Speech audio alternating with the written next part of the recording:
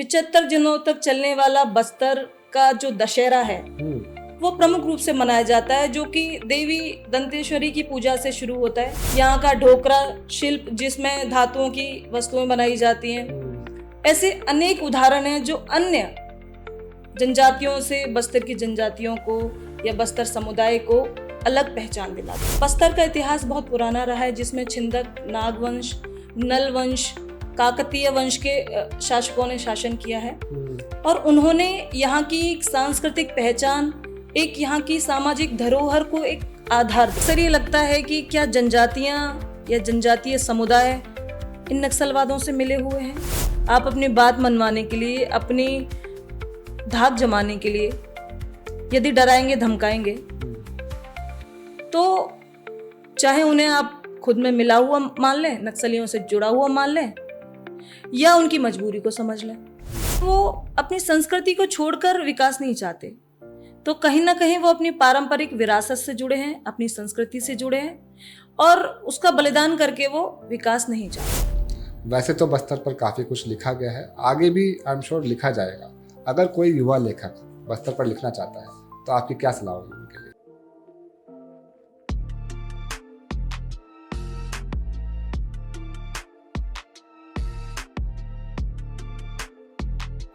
नमस्कार दोस्तों, स्वागत है आप सबका बोलती किताबों के एक और ज़बरदस्त एपिसोड में। मैं हूं अर्चित सैनी और आज के पॉडकास्ट में हम बात करने जा रहे हैं एक ऐसी लेखिका से जिन्होंने मथुरा में रहकर भी बस्तर के जनजीवन, संस्कृति और संघर्ष को समर्पित रूप से लिखा है। हमारे साथ हैं डॉक्टर अंजलि कुमारी, जो एक साहित्यकार, शोध पत्र लेखिका और कला संस्कृति की गहराई समझ रखने वाली एक गुणी व्यक्ति है।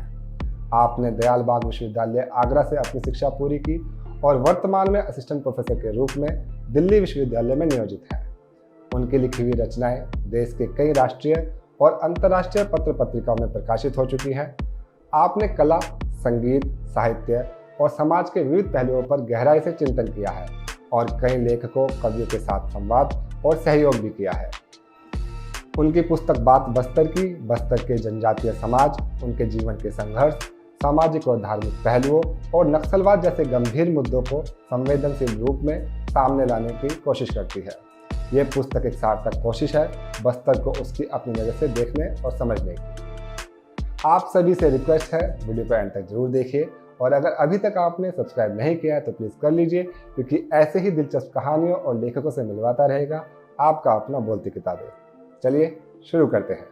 अंजलि मैम, आपका बहुत बहुत स्वागत है बोलती किताबों के एक और मजेदार एपिसोड में। धन्यवाद। मैम, पुस्तक पर विस्तार में बात करेंगे, परंतु पहले मैं ये जानना चाहता हूँ कि इस पुस्तक में पाठक के लिए क्या है, ये पुस्तक किस बारे में है?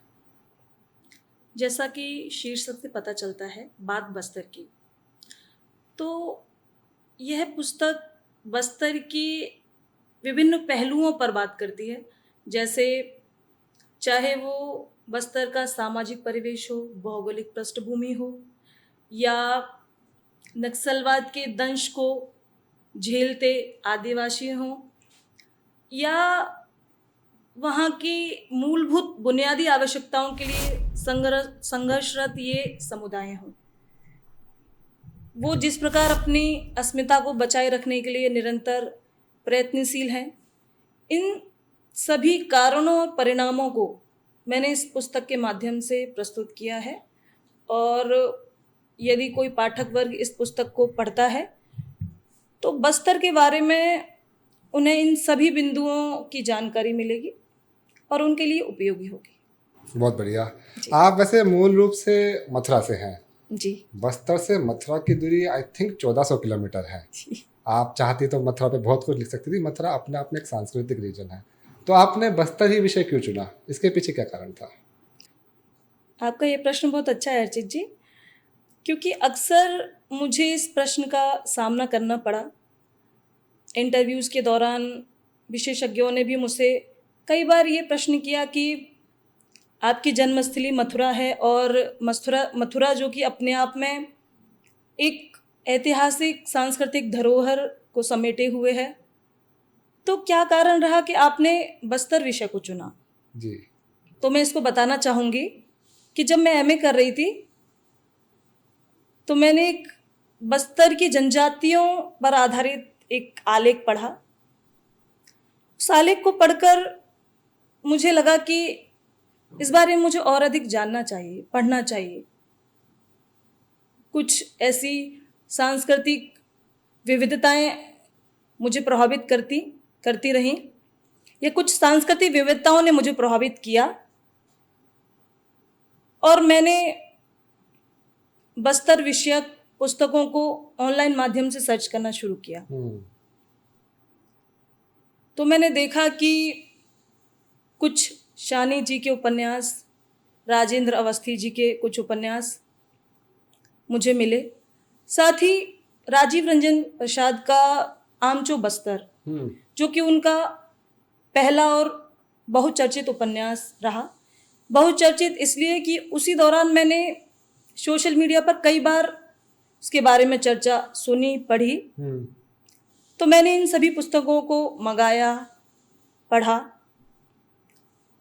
तो सिलसिलेवार जब मैंने पढ़ना शुरू किया तो और अधिक मुझे एक भावनात्मक जुड़ाव बस्तर और उसकी संस्कृति से हुआ। पुस्तकों को सर्च करने के समय मैंने देखा कि ये जो इतना रोचक विषय है, इस पर इतनी कम पुस्तकें या इतना कम लेखन क्यों हुआ है।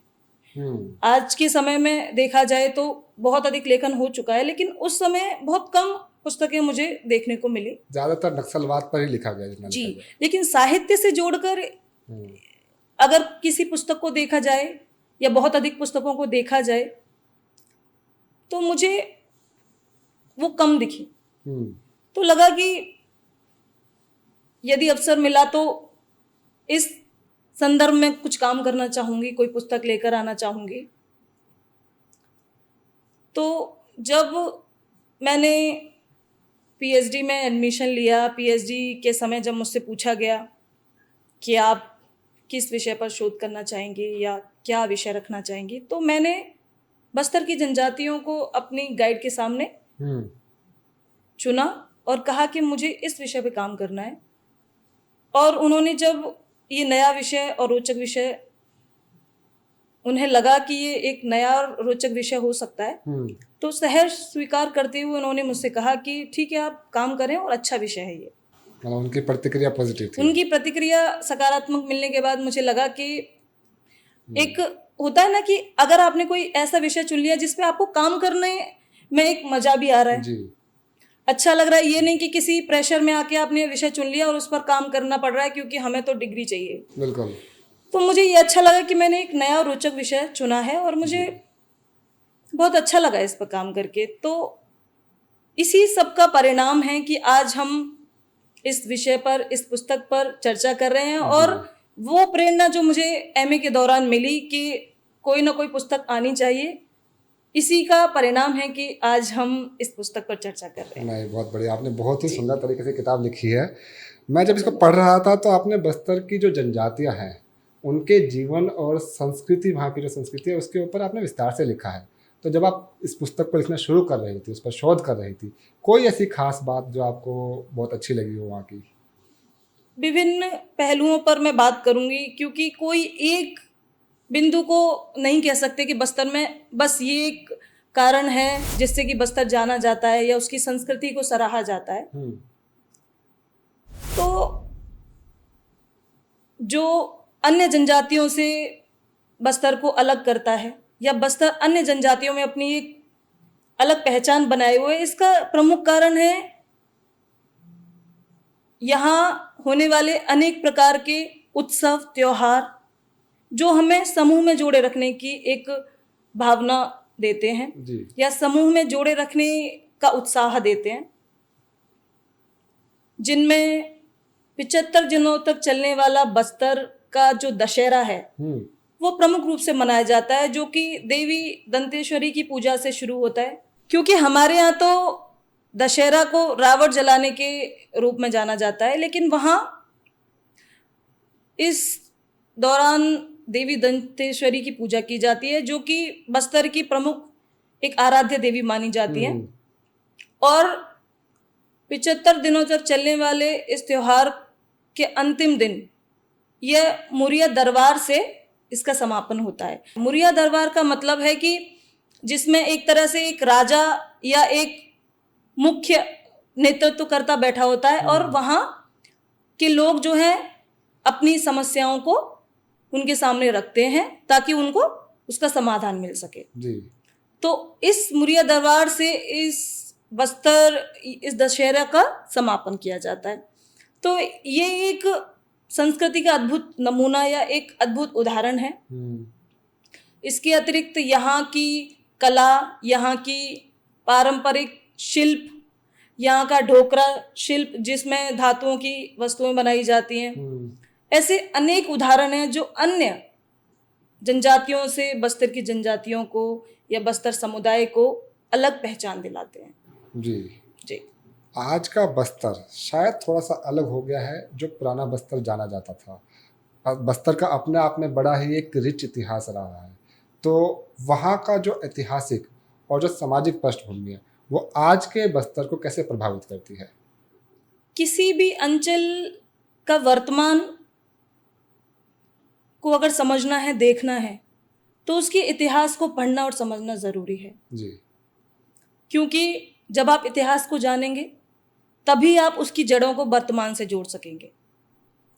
तो बस्तर का इतिहास बहुत पुराना रहा है जिसमें छिंदक, नागवंश, नल वंश, काकतीय वंश के शासकों ने शासन किया है और उन्होंने यहाँ की एक सांस्कृतिक पहचान, एक यहाँ की सामाजिक धरोहर को एक आधार दिया है। यही परिणाम है कि आज हम बस्तर में सांस्कृतिक विविधता को देखते हैं। समाज की बात की जाए तो बस्तर में निवास करने वाले अनेक प्रकार के समुदाय, इनकी अलग अलग रीति रिवाज, इनकी अलग अलग संस्कृति, जो कहीं ना कहीं हमें सामाजिक सामूहिकता को, समाज में एकत्रित होकर रहने, अनेक प्रकार के उत्सवों को मनाने, जो अपनी संस्कृति से जोड़े रखने का एक हमें मौका देती है, एक उदाहरण प्रस्तुत करती है। तो समाज और इतिहास से हम आज भी जुड़े हैं और यही कारण है कि उसी धरोहर को बचाते हुए हम अपनी पहचान बनाए हुए हैं। जी जी। आज के समय में जिस तेज़ी से भारत प्रगति कर रहा है हर क्षेत्र में, चाहे हम इकोनॉमी की बात करें, इंफ्रास्ट्रक्चर की बात करें या फिर कोई भी आप चीज़ उठा के देख लीजिए, अगर उस कॉन्टेक्स्ट में हम बस्तर की बात करें, क्या वो उतनी तेज़ी से ग्रो कर पा रहा है? आज जिस तरह हम आधुनिकीकरण से प्रभावित हैं, ग्रसित हैं, जिस तरह से हम उपकरणों के वश में आते जा रहे हैं, लेकिन जनजातीय समुदाय को समझने के बाद मैंने ये देखा और जाना कि वो यदि प्रगति चाहते भी हैं, विकास चाहते भी हैं, तो अपनी मूलभूत आवश्यकताओं को नष्ट करके नहीं चाहते, उन्हें बलिदान करके नहीं चाहते कि आवासीय योजनाएं लाई जाएं, नए नए वहाँ आवास बनाए जाएं और उनके जंगलों को काटकर उन्हें नई नई कॉलोनियां दी जाएं। वो ऐसा नहीं चाहते। वो चाहते हैं कि हमें हमारी प्रकृति, हमें हमारे वन, हमें हमारी जमीन उनके साथ छोड़ दिया जाए और हम उन्हीं के माध्यम से अपनी आर्थिक स्थिति को भी मजबूत कर लेंगे, हम अपना जीवन यापन भी कर लेंगे। हमें बहुत अधिक उपकरणों की आवश्यकता नहीं है, हमें बहुत अधिक नए नए वस्तुओं की आवश्यकता नहीं है। वो अपनी संस्कृति और अपनी जीवन शैली में बहुत प्रसन्न हैं, आनंद में हैं और खुशी से शांतिपूर्वक जीवन यापन कर रहे हैं। अच्छा जी। आपने चैप्टर 2 में आदिवासी समाज और वहाँ की स्त्री के बारे में विस्तार से लिखा है। वुमेन एम्पावरमेंट पिछले कुछ दशकों से एक मेजर मुद्दा रहा है, एक मेजर टॉपिक रहा है। तो जब आप ये पुस्तक लिख रही थी, अगर हम मॉडर्न इंडिया के कॉन्टेक्स्ट में बात करें तो वहाँ की जो स्त्री है, जो आदिवासी स्त्री है, वो कहाँ पाते हैं आप उनको? जैसे हम सुनते आ रहे हैं, स्त्री विमर्श, स्त्री की जागरूकता, वुमेन एम्पावरमेंट जैसे मुद्दों पर हम बातचीत करते आ रहे हैं। यदि वर्तमान परिप्रेक्ष्य से पहले बस्तर के इतिहास और वहाँ स्त्रियों की स्थिति पर बात की जाए तो छिंदक, नागवंश, काकतीय वंश के शिलालेखों से पता चलता है कि वहाँ की जो स्त्रियां थीं वो पढ़ना भी जानती थी, वो पत्र भी लिखा करती थी, वो भूमि में चालान और कर में भी अपनी भूमिका निभाती थी। अच्छा। और वहीं से स्त्री की मजबूती को समझा जाना चाहिए कि जब इतिहास में स्त्री की स्थिति अगर मजबूत रही है तो कहीं ना कहीं उसका असर वर्तमान में भी पड़ेगा। वहाँ की महिलाओं ने जो युवकों के साथ कंधे से कंधा मिलाकर उन आंदोलनों में भी भाग लिया जिसमें वो उग्रवादी क्रांतिकारी विद्रोहों के विरोध में खड़े हुए, वो भी साथ में आई और इसकी संख्या बहुत कम नहीं, 50-50 रही। तो अगर वो सजग और सशक्त नहीं होंगी तो किस तरह वो इस तरह के प्रतिरोधों में किस तरह हिस्सा ले सकती हैं। तो ये उनकी मजबूती का ही एक उदाहरण है। वो मजदूरी करने में आगे, वो हाट बाजारों में जाके अपनी आर्थिक स्थिति में भी योगदान देती हैं और उन्होंने घर से लेकर के, घर संभालने से लेकर के बाहर के हर एक काम में युवकों का साथ दिया है। अगर ये पॉडकास्ट कोई ऐसा व्यक्ति देख रहा है जो पॉलिसी मेकर है या जिसके हाथ में डिसीजन है, तो आप उनको क्या एक सुझाव देना चाहेंगे ताकि वहाँ की महिलाओं की स्थिति थोड़ी सी और बेहतर हो सके? सरकारी संगठनों और गैर सरकारी संगठन इन्हें मिलकर ऐसे स्वरोजगार, ऐसे कई योजनाओं को लागू करना चाहिए जिससे कि महिलाओं की स्थिति को और अधिक बेहतर बनाया जा सके। उन्हें नई नई कलाएं, उन्हें नई नई शिक्षा, उन्हें नए नए कौशल सिखाने के प्रति सरकार और गैर सरकारी संगठनों को जागरूक होना चाहिए ताकि वो और आत्मनिर्भर हो सकें। शिक्षा के प्रति उन्हें और जागरूक करना चाहिए क्योंकि शिक्षित स्त्री मजदूरी नहीं, वो और आगे बढ़ने के बारे में सोचेगी। आज के परिप्रेक्ष्य में देखा जाए तो स्त्रियां क्लर्क भी हैं, नर्स भी हैं, शिक्षिका भी हैं और निरंतर आगे बढ़ रही हैं। तो अब आर्थिक संघर्ष पर बात करते हैं। बस्तर के जो आदिवासी हैं आर्थिक किस स्थिति पर है, कहाँ पर अभी वो स्टैंड कर रहे हैं? बस्तर की जनजातियां पूर्णतः वनों पर, प्राकृतिक संसाधनों पर, हाट बाजारों पर निर्भर हैं और वही उनकी आजीविका का साधन है। यदि उनसे उनकी आजीविका का साधन छीन लिया जाएगा, विकास के नाम पर जंगलों को उखाड़ा जाएगा, उजाड़ा जाएगा और उनकी बुनियादी आवश्यकताओं से यदि कोई छेड़छाड़ करेगा तो उनकी आर्थिक स्थिति कमजोर होना लाजमी है। तो जरूरत यह है कि उन्हें उनके अधिकारों के प्रति जागरूक किया जाए, उन्हें विभिन्न संगठनों के माध्यम से समझाया जाए कि उनके क्या अधिकार हैं। और जब वो जागरूक होंगे तो, क्योंकि शिक्षा का अभाव, भूमिहीनता, मजदूरी, ये सभी ऐसे कारण हैं कि वो जिसकी वजह से वो पूंजीपतियों के सामने कई बार निराश होते हैं, हताश होते हैं, प्रताड़ित होते हैं। ये सभी कारण हैं कि उनकी आर्थिक स्थिति पर असर पड़ रहा है। तो उनकी आर्थिक स्थिति को मजबूत करने के लिए ज़रूरी है कि उन्हें उनके लिए अनेक रोजगार मुहैया कराने चाहिए, अनेक तरह के उन्हें कौशलों के बारे में जानकारी देनी चाहिए, उन्हें कौशल में सशक्त करना चाहिए और इस तरह की योजनाएं चलानी चाहिए जिससे वो आर्थिक रूप से मजबूत हो सके। तो कितना इस दिशा में काम कर रही है सरकार? इन जनजातियों के सुधार के लिए सरकार ने अनेक योजनाएं बनाई, लागू की और उन तक पहुंचाने का प्रयास भी किया। लेकिन कई बार होता है कि इन योजनाओं का लाभ उन तक नहीं पहुंच पाता जिन्हें इनकी वाकई आवश्यकता है। कारण अधिकारों के प्रति सजग न होना, अशिक्षा और उनकी सहजता, सरलता कई बार उनके लिए नुकसानदेह हो जाती है।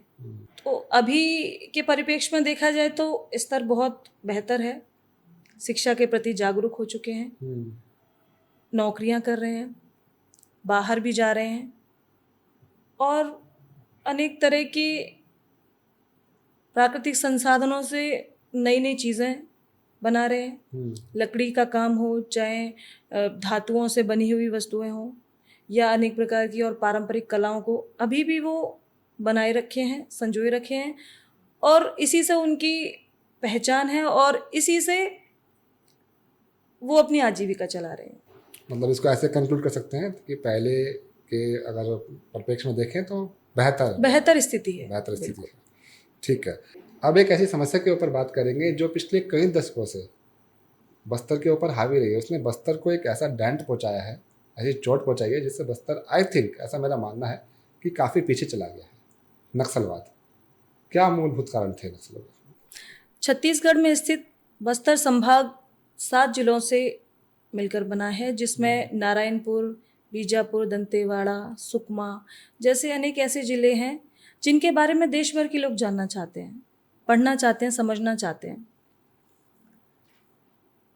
क्योंकि यहाँ उग्र वामपंथियों की, माओवादियों की उपस्थिति रही है। ये एक प्रमुख कारण रहा है कि देश भर में बैठे हुए लोग समझना चाहते हैं कि क्या कारण रहे हैं, उसके क्या परिणाम रहे। उग्र वामपंथी की शुरुआत देश की आज़ादी से शुरू हो गई थी। कारण कि उन्होंने देश की आज़ादी को पूर्णतः स्वीकार नहीं किया था। उनका मानना था कि हमें यहाँ रूस और चीन की तरह साम्यवादी विचारधारा स्थापित करनी चाहिए। ये दमनकारी स्थितियाँ, ये उग्रवादी विचारधारा, ये गतिविधियाँ जब कोंडापल्ली सीतारामैया के समय आंध्र प्रदेश में, उनके नेतृत्व में आंध्र प्रदेश में जब ये गतिविधियाँ हो रही थी, तो एक समय ऐसा आया जब ये उग्रवादी गतिविधियाँ धीमी होती गईं और समय के साथ साथ अनेक नक्सलियों को मारा जाने लगा। उन्हें लगा कि यहाँ रहना, यहाँ से अपनी गतिविधियाँ संचालित करना अब आसान नहीं है। तो धीरे धीरे उन लोगों ने बस्तर की सीमा की तरफ रुख किया। अच्छा। चूँकि बस्तर की सीमाएं अनेक राज्यों से मिलती हैं, उड़ीसा, झारखंड, इधर महाराष्ट्र और आंध्र प्रदेश, तो नक्सलियों के लिए इजी हो जाता था। नक्सलियों के लिए इतना आसान हो जाता था एक जगह से दूसरी जगह जाना। तो शुरुआत में उन्होंने वहाँ के ग्रामीणों को विश्वास पात्र बनाने का प्रयास किया। उन्हें ये विश्वास दिलाया कि या तो वनों का कानून हो या ज़मीन से जुड़ा कोई कानून। जो सुख सुविधाएं आपको नहीं मिल पा रही हैं, जो अधिकार आप तक नहीं पहुंच पा रहे हैं, जो योजनाएं आप तक नहीं पहुंच पा रही हैं, उनके कहीं ना कहीं आप तक पहुंचाने में हम मदद करेंगे। वहां के कुछ लोगों को लगा कि हो सकता है ये गतिविधियां हमें किसी न किसी रूप में सहायता दें। दूसरा कारण भी था, वो ये क्योंकि उनका ये उद्देश्य था कि किसी न किसी तरह से हमें अपनी बात मनवानी है, अपनी विचारधारा को यहाँ के लोगों में, अपनी गतिविधियों को यहाँ से संचालित करना है। इस रूप में जब उन्होंने बंदूकों का सहारा लिया तो जो सीधे सहज सरल वहाँ के ग्रामीण हैं वो डर गए। और आदिवासी जनजातियों पर इसका क्या प्रभाव पड़ा है? जो किताबों में नक्सलवाद या इनकी गतिविधियों को पढ़ते हैं, उन्हें अक्सर ये लगता है कि क्या जनजातियाँ या जनजातीय समुदाय इन नक्सलवादों से मिले हुए हैं या किस रूप में प्रभावित हो रहे हैं। तो जब आप अपनी बात मनवाने के लिए किसी के सर पर बंदूक रखेंगे, आप अपनी बात मनवाने के लिए, अपनी धाक जमाने के लिए यदि डराएंगे, धमकाएंगे, तो चाहे उन्हें आप खुद में मिला हुआ मान लें, नक्सलियों से जुड़ा हुआ मान लें, या उनकी मजबूरी को समझ लें, तो जब उन्हें लग रहा है कि हमें मुखबिर समझ के पुलिसों द्वारा मारा जा रहा है, जब उन्हें लग रहा है कि हमें मुखबिर समझ के पुलिस की गोली का सामना करना पड़ेगा, तो कहीं ना कहीं वो सोचते हैं कि हम नक्सलियों की गोली से बच जाएंगे। हो सकता है यही हमें बचा लें या हमें हमारे अधिकार दिलाने में मदद करें। तो जब इस तरह की उग्रवादी गतिविधियां किसी स्थान पर, जहां वो अपनी बहुत साधारण सी जीवन शैली में जी रहे हों, यदि ऐसी उग्रवादी गतिविधियां आती हैं तो निश्चित उसका प्रभाव पड़ेगा और बहुत भयंकर रूप में पड़ेगा। तो इसका प्रभाव ये रहा कि उन्हें उनकी अर्थव्यवस्था पर प्रभाव पड़ा, उनकी आर्थिक स्थिति कमजोर हुई, वहां की पर्यटन व्यवस्था थी वो कमजोर हुई। क्योंकि बस्तर के नाम से हमारे दिमाग में नक्सलवाद ही आता है सबसे पहले। इसका क्या कारण है कि किस तरह, अगर सोचा जाए कि किस तरह उन लोगों ने इन सभी परिस्थितियों का सामना किया होगा। क्योंकि हम और आप तो बड़े बड़े शहरों में बैठकर ये पढ़ते और सुनते हैं, लेकिन जो वहां जूझ रहा है इन सभी से, उनका दंश वही झेल सकता है जो सामने से इन गतिविधियों में रहा हो, जिसने ये देखा हो, या जिसने अपने किसी को अपने सामने गोली खाते हुए देखा हो, या अपने को खोया हुआ पाया हो, किसी अपने को खोया हो, वही इस दंश को समझ सकता है। जी बिल्कुल। माहौल थोड़ा सा तनावपूर्ण हो गया है, क्या करें, विषय इतना चिंतापूर्ण है। चलिए थोड़ा सा इसको लाइट कर देते हैं। आप थोड़ी देर पहले आपने बताया था कि वहाँ पर दशहरा कुछ 75 दिन मनाया जाता है। कोई और ऐसी परंपरा जो वहाँ की यूनिक हो, कोई जो वहाँ की खास हो? बस्तर अपनी सांस्कृतिक विविधता के लिए पहचाना जाता है, जो उनकी विरासत है। और बस्तर के दशहरा की बात हमने की, इसके अतिरिक्त वहाँ बस्तर में पाई जाने वाली प्राचीन चित्रकला, जो बस्तर की गुफाओं में चित्र पाए गए, उसमें वहाँ की जीवन शैली, वहाँ के जानवरों के चित्र, वहाँ की नृत्य, इस सभी कलाकृतियों को देख के पता चलता है कि वो भी एक उनकी समृद्ध सांस्कृतिक परंपरा में अपना योगदान देते हैं। दूसरा, मैंने पहले भी बताया था कि ढोकरा शिल्प, ये एक अद्भुत कारीगरी का नमूना है, जिसमें वो धातु से बनी हुई अनेक प्रकार की आकृतियां बनाते हैं और उसके माध्यम से अपनी आजीविका भी चलाते हैं। तीसरा, लकड़ी और बांस की कला, अच्छा, जिसमें ये समुदाय अपनी सांस्कृतिक पहचान को बनाकर अपने रीति रिवाज, अपने नृत्यों को, अपने उत्सवों को लकड़ी के माध्यम से उकेरते हैं। आपको लगता है क्या इस पुस्तक के माध्यम से आम लोग बस्तर को आसान तरीके से समझ पाएंगे? इस पुस्तक में मैंने बस्तर की समृद्ध परंपरा और पृष्ठभूमि को अनेक भागों में इसी कारण विभाजित किया है। और पुस्तक मेरे हाथ में है, तो मैं एक बार इसके जो भाग हैं उसको मैं बता देती हूँ। सबसे पहले मैंने जनजातीय समाज और बस्तर की पृष्ठभूमि के बारे में बताया, जिसमें वहाँ की जनजातियों के क्या क्या परिवेश हैं, कौन सी जनजातियाँ हैं, उनकी क्या संस्कृति है। फिर उन्होंने किस प्रकार सामाजिक संघर्षों को देखा, जाना, उनके क्या क्या सामाजिक समस्याएं रहीं और उससे वो उन्होंने किस तरह खुद को निकाला। तीसरा भाग है आर्थिक संघर्ष, जिसमें किस प्रकार उन्होंने अपनी आजीविका के लिए प्रयास किया, किस प्रकार उन्होंने अपनी आर्थिक स्थिति को मजबूत बनाने के लिए काम किया। उसके बाद जो कि बस्तर का प्रमुख एक बिंदु रहा है नक्सलवाद, प्रमुख एक समस्या रही है नक्सलवाद, तो उसको भी मैंने बहुत विस्तार से इस पुस्तक में बताया है। फिर अगला भाग है धार्मिक और सांस्कृतिक परिप्रेक्ष्य, जिसमें वहाँ के खान पान, व्रत, त्योहार, किस तरह के वो उत्सव और मेले मनाते हैं, कैसे कैसे वो रीतियों के हिसाब से अपने अनेक प्रकार के उत्सवों को मनाते हैं और किस तरह का उनका खान पान है। ये सभी पूरी सांस्कृतिक विविधता और सांस्कृतिक रीति रिवाजों को मैंने इस भाग में समाहित किया है। तो इन सभी बिंदुओं को पढ़कर मैं ये आशा करती हूँ कि पाठक वर्ग बस्तर को बहुत करीब से समझ सकता है, उसके प्रत्येक पहलू को जान सकता है। बिल्कुल, मैं आपकी पुस्तक मैंने पूरी पढ़ी है, तो बहुत ही सिलसिलेवार तरीके से आपने चीज़ों को रिप्रेजेंट करा है। कितना मुश्किल था आपके लिए जब आप रिसर्च कर रही थी, जब आप शोध कर रही थी, चीज़ों को एकत्रित करना और इतने सिलसिलेवार तरीके से रिप्रेजेंट करना? चुनौतीपूर्ण तो रहा, लेकिन बहुत रोचक भी था जी।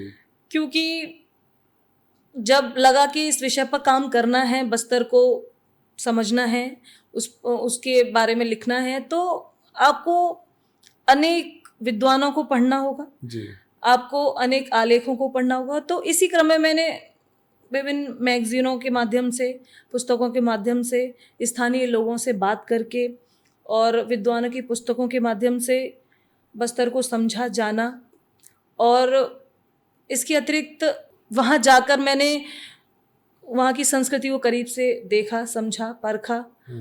तो ये सभी पहलू रहे कि मैंने सिलसिलेवार तरीके से हर एक बिंदु को देखा और इस पुस्तक के माध्यम से प्रस्तुत किया। जी बिल्कुल।